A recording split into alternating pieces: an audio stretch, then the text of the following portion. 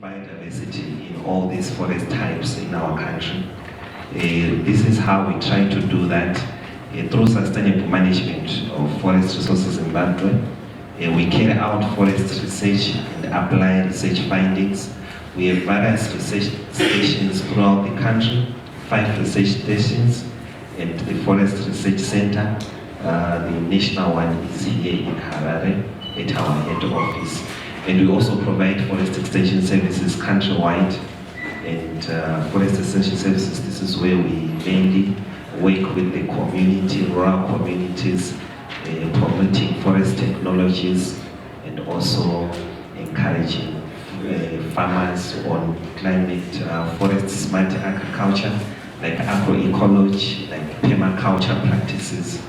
And then we also produced forest management plans for the communities, and also we manage gazetted forests within Zimbabwe. Zimbabwe has gazetted forests mainly in Matabeleland North and also in Midlands, so we ensure those forests are managed properly. And then we regulate the forest sector through the enforcement of provisions of all forest legislation. I won't go much into the legislation. So, like what other presenters were saying, when we look at biodiversity, we say that forests are like a dust dump to biodiversity, like a dust dump where everything connects to the forest. Or let's look at the tree itself as a unit. It provides food, it provides habitat, and it provides shelter for organisms, from the smallest invertebrate in the soil to the biggest vertebrate walking on the ground, to a smallest insect fly to the biggest bird. So from the smallest worm or smallest fungi which you cannot see with your eye, to the biggest elephant which we were talking about, or the giraffe, they all rely on the forest for food, habitat, and shelter. So forests are critical for life cycles. In order to have biodiversity, all this that we are talking about, biodiversity, there are life cycles which need to be supported.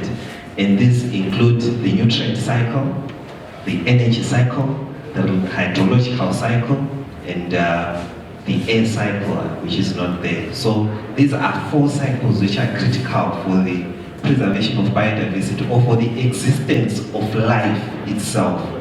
And if you look at all these cycles, if there were no forest, trees, or vegetation, none of these cycles would be possible. Unfortunately, I won't go much into the cycles. So I'm going to share with you a story. The story is about Mopane worms. Impresia Belina, the previous presenter had already kind of touched on it. We want to see how biodiversity, how important biodiversity is, as well as see the threats that are around biodiversity. The story of Mopane worms, it resonates or it mirrors all the other issues that we have around biodiversity preservation. So let's go into that story. So there were many stories that we could have shared on biodiversity, but I thought this one would be very good for us.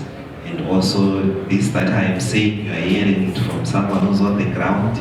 It's not something that I saw on the papers. I actually did a research with the Forest Research Center.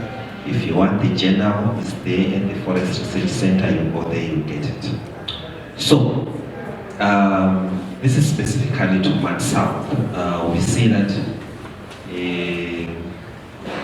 we have Mopane worms in Mad South. And for now, we only get Mopane worms in Mad South only, and in very limited locations. So when we talk about biodiversity, we are allowed to stanganize and show that. Alright.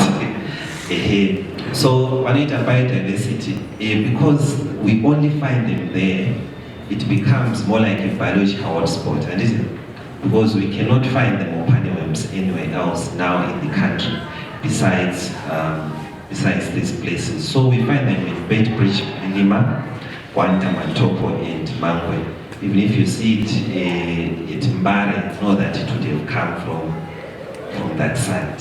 Yes. So traditionally, they've always been harvested for subsistence by rural households. But in the past decades, they've become increasingly a commodity of trade for many livelihoods. So we have what we call mopane outbreaks. They are only available for a short season, the window period. It's only 1 month, twice a year, which is December December to January, and April to May. And on a good season, we estimate that we harvest at least, or the community harvests at least 585 tons of mopane worms. You can imagine 150 kg sec is about 17 to 18 kgs, depending on the quality. So when we get these outbreaks, people converge from all over Zimbabwe, and they set up those camps. That's one of the camps. They just go into the forest, set up those camps to harvest mopane worms.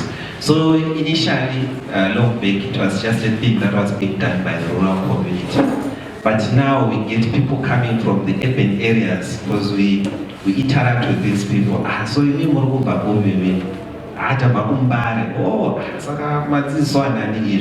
so they are now also picking mopane worms. So they come to buy.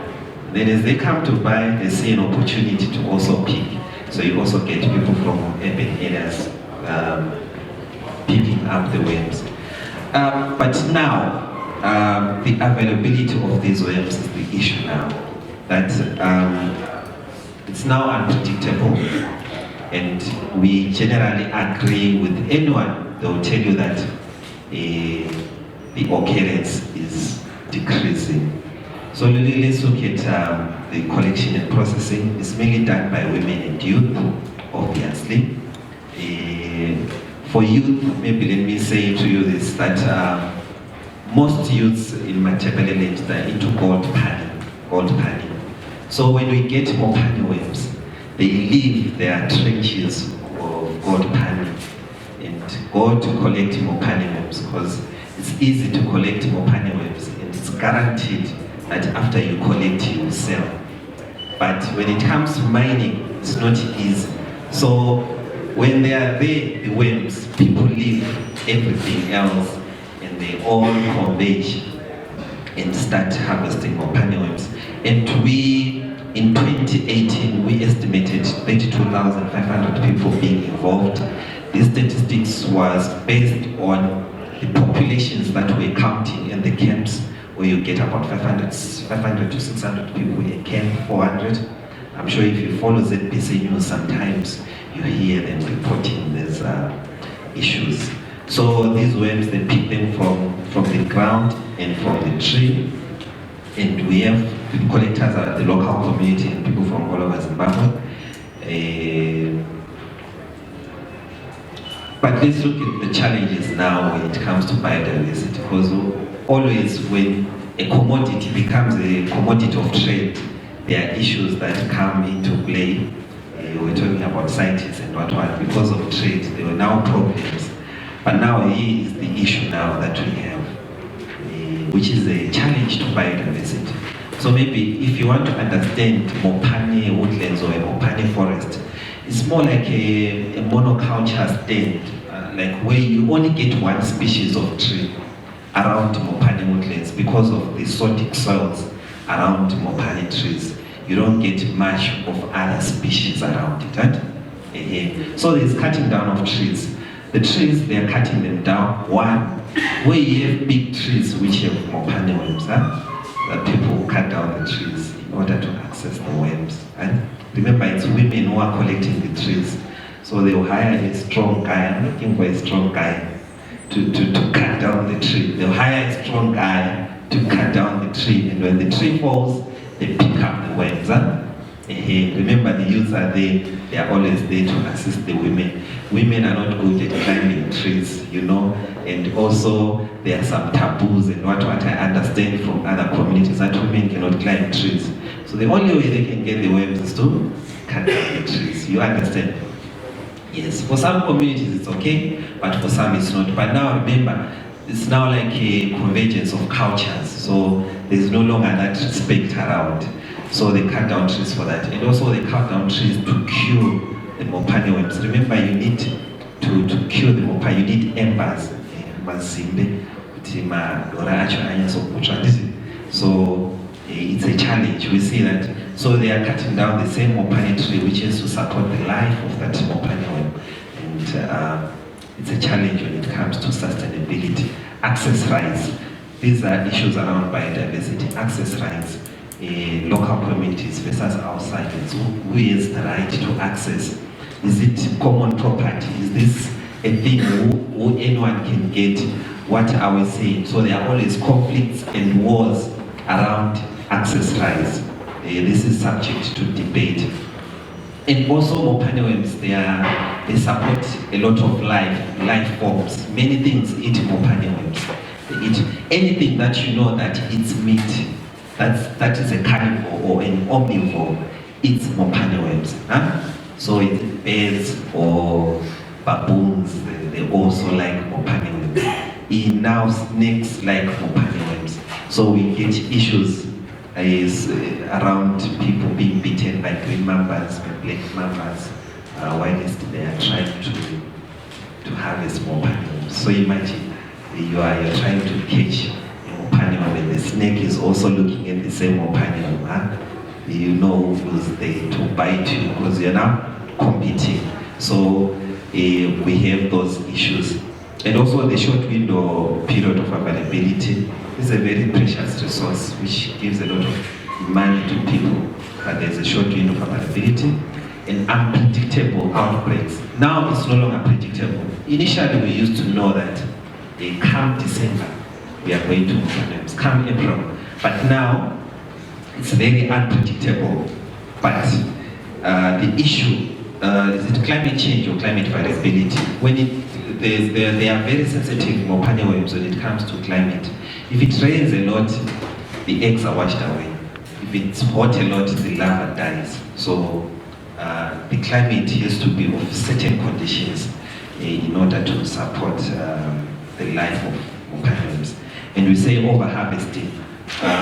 They need to be given a chance to go into the ground and burrow and form that pupa for the completion of the life cycle.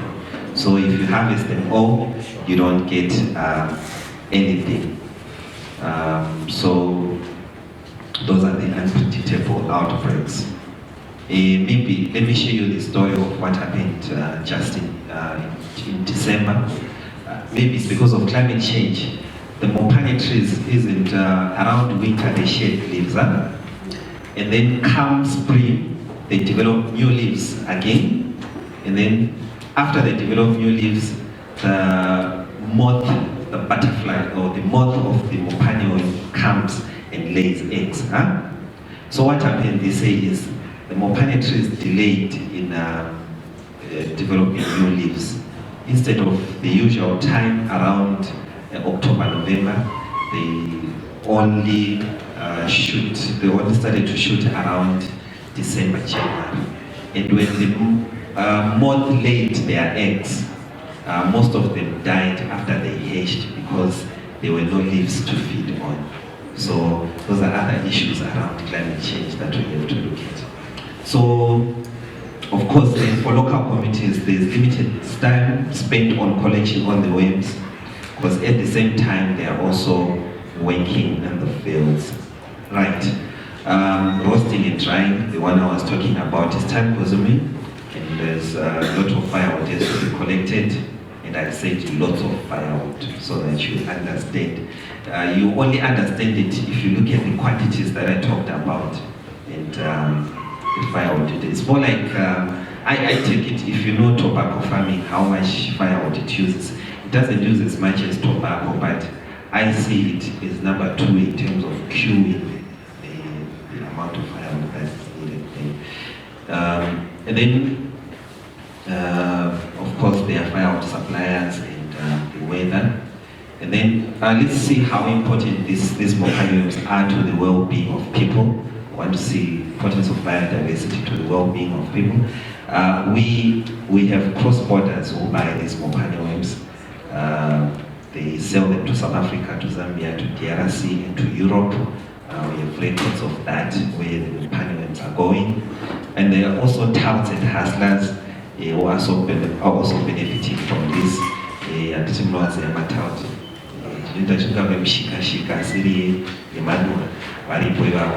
And then we have large buyers who represent wholesale food packaging companies. We have middlemen or merchants who buy more panels in 10 and find their way to big supermarkets. And we have local business people and few direct farmers. Right, this is a Mopane okay? I just want you to look at it. There's also issues around snaring in the forest. They put snares to catch wildlife and what. Other illegal activities. They remove wires from the farms, and there are lots of conflicts that arise around there. So let's look at just my discussion here. So over the decades, Mopane outbreaks have become unpredictable. Said it could be climate change, climate variability. There's also issues around deforestation and wildfires, unsustainable harvesting practices. All these affect the availability of the mechanisms in this biological hotspot, as I call it. And then there are also ethno-ecological aspects, traditional beliefs and norms. So some of these things which are very rare in our ecosystem, biodiversity. Locals, they always attach some traditional beliefs and norms unto it. So if those are not respected, they believe that they are contributing to the extinction, local extinction, or unpredictability of the availability of the worms. So there are a lot of norms and beliefs around Mopane worms. These ones, you see me if you want to know them. Right. And then recommendation to the depletion of the Mopane woodland and causing biodiversity loss. Semi-domestication of Mopane worms can increase the amount of biomass available for harvesting. So we are saying, how can we farm Mopane worms? There's a concept around Mopane farming. How can we promote that Mopane worm farming? I'm glad there are many organizations here. Those are some of the avenues that you can take and promote these kind of interventions. In the face of climate change, population management can reduce variability in Mopane supply and thus improve food security. Harvesting of Mopane worms may be harmful or useful depending on the quantity of losses in biodiversity as compared to the economic benefits of harvesting. So we are saying, let's look at this business of Mopane worms. Are we benefiting or are we losing? While of course we are saying we are selling Mopane worms, we are getting them. But looking at the whole industry, we need to see where we strike the balance there. And then recommendations: strengthen and capacitate local institution arrangements for traditional leaders in conservation of Mopane worms, because this is mainly in the community. We need to find a way to strengthen traditional leadership in the management of the harvesting of Mopane worms. And then strengthen the regulatory framework and statutes that govern Mopane worms at all levels of the value chain. Because the Mopane worm itself as a resource, if we look at the government setup, there is no single department which will come and say we are responsible for the Mopane worms. I'm from Forest Commission. Our jurisdiction ends with the Mopane woodlands, but the resource itself, in terms of how it's regulated, the parks will throw it to us, will throw it to parks, will throw it to the RDC, so there's no proper statute around the Mopane worm itself. I hate their lawyers here who know the environment. If you look at the definition of the non-timber forest product in the Forest Act, you see that it's silent on the mopane worms. So I hope you learned a lot. But remember, I said the story of mopane worms, it resonates with stories around biodiversity. Take any product in biodiversity, you see that the issues are almost the same. Thank you very much.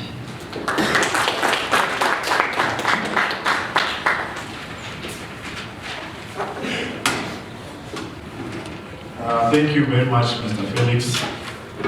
This time we're going to have, I'm going to entertain two people ask questions directed to Mr. Felix. And then after those two questions, that's when we are going back to those questions that I have been ignoring before, so that you can ask those questions. And I'm going to give this session about 10 minutes. And after that we will proceed to our next presentation. So we need to keep in track with those 10 minutes that we are going to give you. And please note that some of the questions that I'm going to ask, we are going to create a thread of discussion. So I'll be there to moderate so that we will keep track of our time. So on this one, I'm going to entertain questions directed towards Mr. Felix. Dr. Opina. Thank you very much, Mr.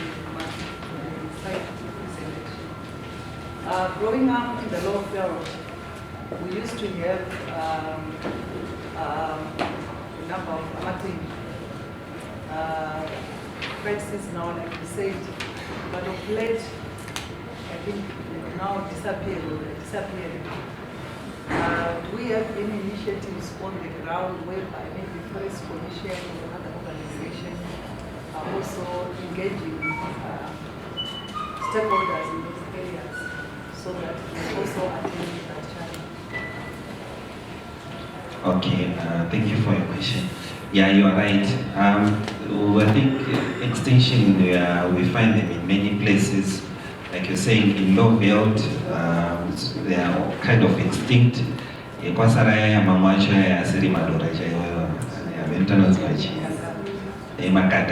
are not favorable to people. And then also if you go to Martino, they are no longer as they used to be. In plant, they are not. Now we only major harvest is in Gwanda and in Bait Bridge. So in terms of efforts, a few years back, there were efforts to reintroduce mopane worms in Matabeleland North. So they tried to take the eggs and send them to Martino, but after they hatched, they all died. So it ended there. But for now, there isn't much really. But also the local traditional leaders, they come with the ethno aspects. They are saying, no, these things, they disappeared because of commercialization, because of cultural aspects which were not respected. Saying there need to be ceremonies in order for those mopane worms to come back. But I think there isn't much here. These things need funding, so we have to think along those lines. And the funding is not there for now. So all we can do, at least we can talk about it.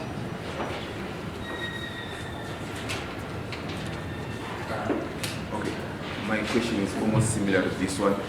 The previous presenter said we are projecting that by 2050, the population will be around 9 billion. And I'm now concerned with the population of mopane worms. Is there any way in this country where there are reservoirs where these mopane worms are conserved so that when they get depleted, those reservoirs can be used as initial inoculum for the mopane in the wild? Is there anything like that? Okay, not quite, but in Bait Bridge right now, there's a project that is there on mopane worms. So what we are planning to do is will fence around a small plot in a Mopane woodland where we'll restrict access to that woodland. And that one we are restricting it for seeding purposes. So we are going to plant Mopane worms on that plot. And when the Mopane worms eventually grow, whatever the whole life processes, they will be flying out from those spaces. And we are also doing a Mopane worm processing center in Bridge. So I think that's what is being done, but maybe it's not really that very, very scientific, because you say scientific names, inoculum, but we are having somewhere where we are. It's more like a preserved site. It's a small site, it's not a big site. We want to see if it will work.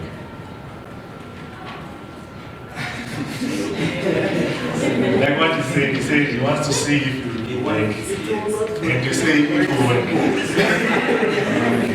So, here we're now opening up to those questions that have been responding to this. So, if you have your question, you ask your question and you tell us the presenter to who it is directed to, so that the presenter will respond to your question. So, I'm going to take my first question. So, I have two questions. One was for the presenter from People and Earth Solidarity Law Network. I wanted to know if there was any action being taken on establishing an environmental court, please.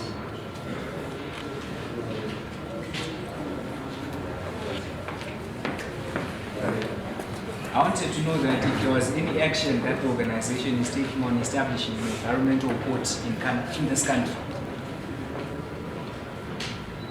Over to you, Mr. Lenny. You said about the progress. If there was any action, if at all, that is being taken on establishing an environmental court that can attend to issues arising from environmental violations. Before you answer that, this question and answer time is also some kind of break. So for those who want to flex, you can stand up, you can walk around so that you can relax your muscles rather than staying seated. I know it's at times it becomes stressful sitting for a very long time. Mr. Lenny, you can now answer the question. Yeah, thanks a lot. Yeah, at the moment we don't have the environmental court in Zimbabwe, but various organizations, including ourselves, are pushing for the establishment of that environmental court. I think we are seeing the trend right now where they are opening up commercial courts, you know. Yeah, I don't think we use the commercial courts in Zimbabwe, but quite a number are being opened up. So also with that maybe an environmental court will be one of those that is opened up, but organizations are still pushing for that. Okay, you answered. I am sufficiently answered. You said you had two questions. Yes. And what's your next question? The other one was for the lady. I'm sorry I did not catch your name. I wanted you to further highlight the role of the youth in food security, and that their facilities to accommodate deep initiatives in aiding food security to this country. There are a lot of platforms that have been created for youths on the NGO side, those who want to venture into farming. Recently, there is an organization, I think it's Roseo Trust, we just had a meeting, I think 2 weeks back, on climate smart agriculture, and I think they mentioned something on how best they can involve young people in some of their activities. And there is also a youth desk. If you go to the Ministry of Agriculture, you can get more information if you want to venture into agriculture and food security, value addition, etc.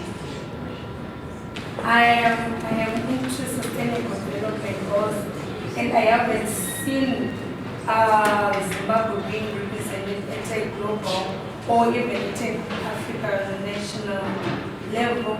I've seen a lot of summits being held in Ghana for sustainable development goals. I've seen many good presentations, especially on climate change. There's been so many I can say, webinars to do with climate change, and Zimbabwe is not contributing to the 2030 goal. What's your take? Like, I haven't seen any participation on those kind of platforms. Is there any participation which we don't see, or is being more like not? And I think I'm going to give you a very interesting answer, because one of the things that I think, especially on the climate change side of things, the media has not done us very well. That's the first thing. Then the second thing is there's not really very strong coordination among the youth. There are so many youth groups which are doing stuff. People are participating and they are not reporting back. We don't know things that are happening. There are things that are happening. I can confidently tell you that things are happening among the youth. People are traveling, people are attending to staff, people are doing advocacy, people are working.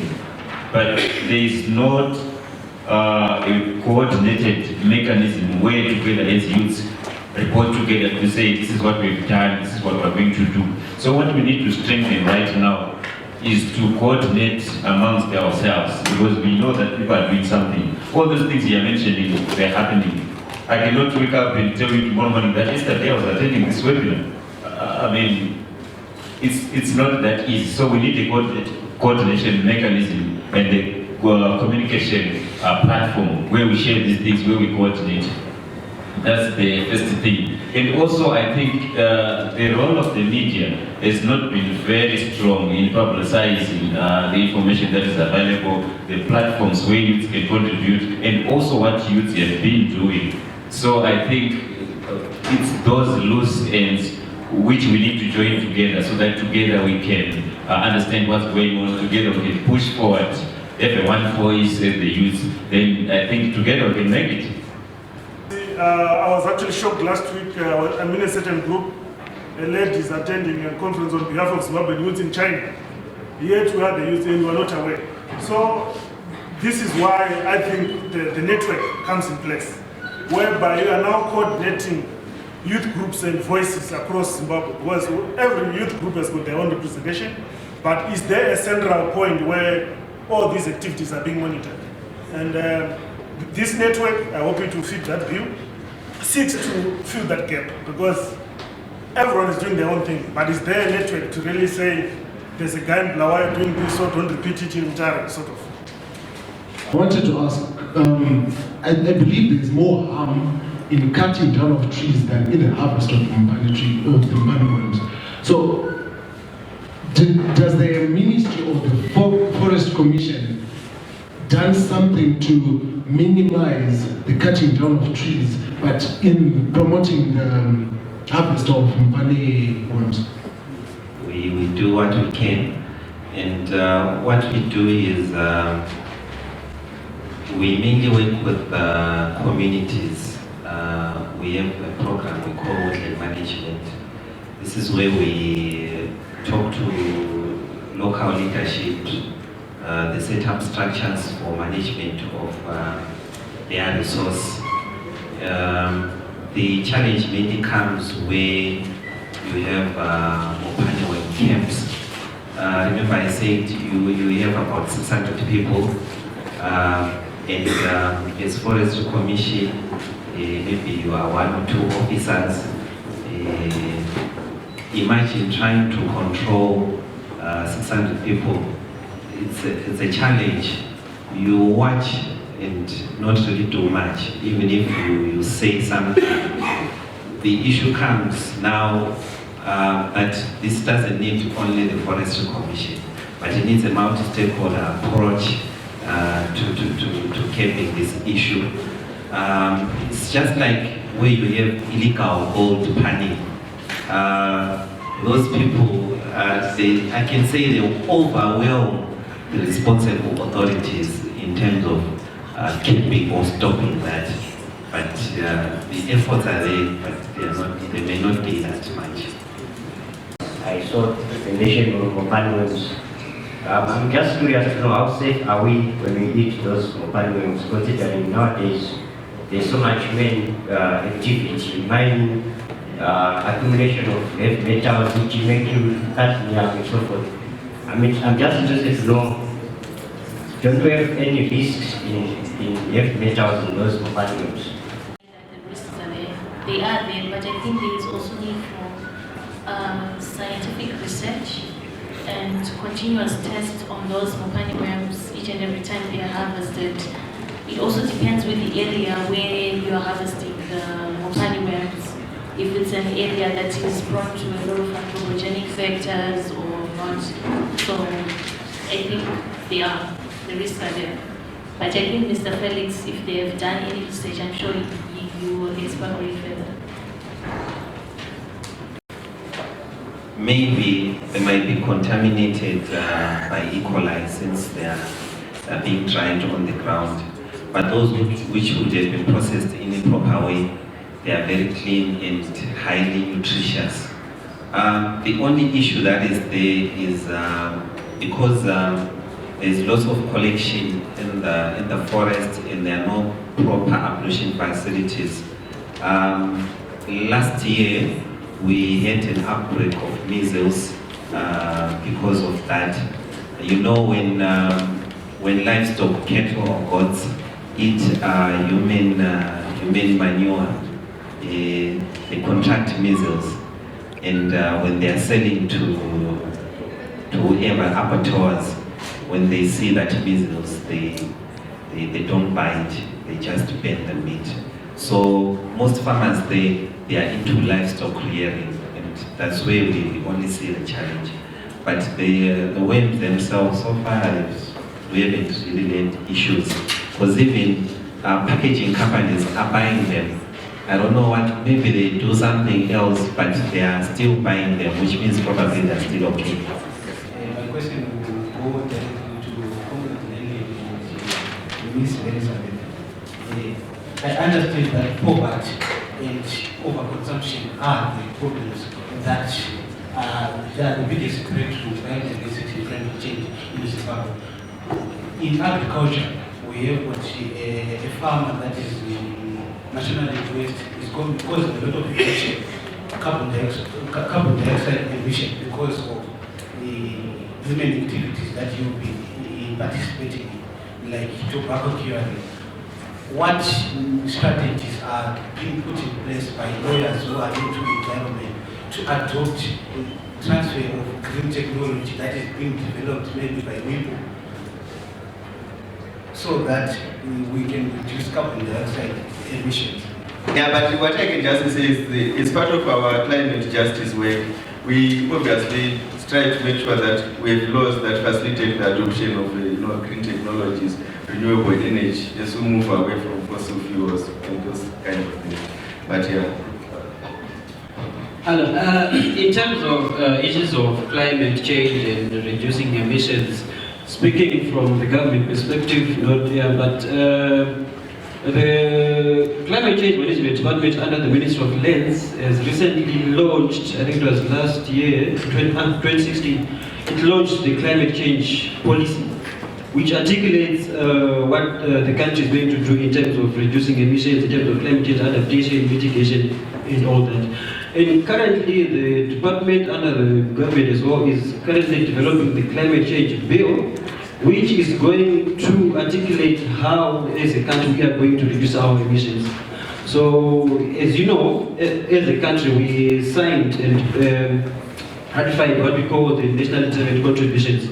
So, under that, the country pledged to reduce its emissions by 33%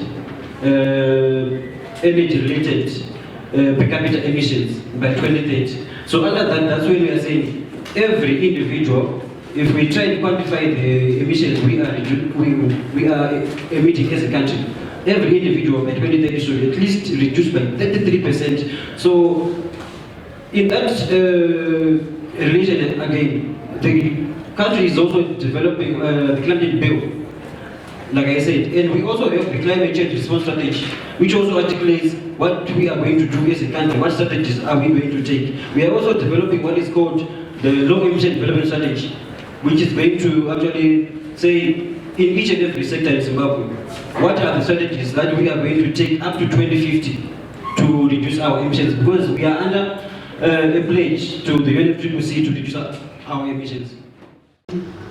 Country, as it was said that it was politically motivated, do you have any chance of changing the state of elephants in Zimbabwe so that we are able to trade and raise money and also have a balanced biodiversity in the country? Thank you. As far as the impacts of climate change on biodiversity are concerned, are mainstreamed in the biodiversity policies. What role can we play as the youth? That's the key question, because there's so much evidence and disputable evidence. But what are we doing about it? Because at the moment, we actually have a climate change strategy, we have so many documents, the climate policy for Zimbabwe and so forth. But what efforts are we doing towards making sure that it is mainstream? So what we need is action.